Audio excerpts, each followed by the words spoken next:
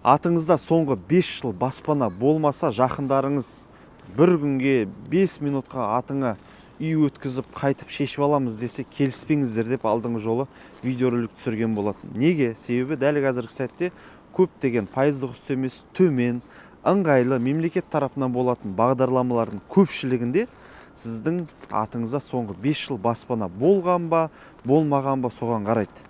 Енді бағанағы сол посттың астында комментарийларды оқып отырсам, көптеген жандар жаза кетті. Мақсат мырза, көлік санала ма, тұрғын үй кезегіне тұратын кезде қандай мүліктер біздің атымызда болмау керек, тағы да басқа дегендей.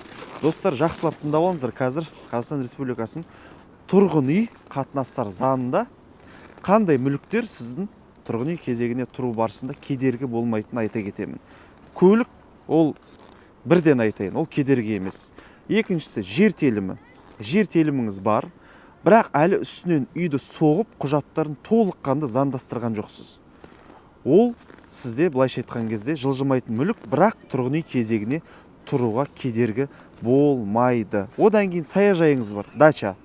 Жер телімі бағанағы саяжайдың садоводчество. Ол тұрғын үй кезегіне тұруға сізге кедергі болмайды.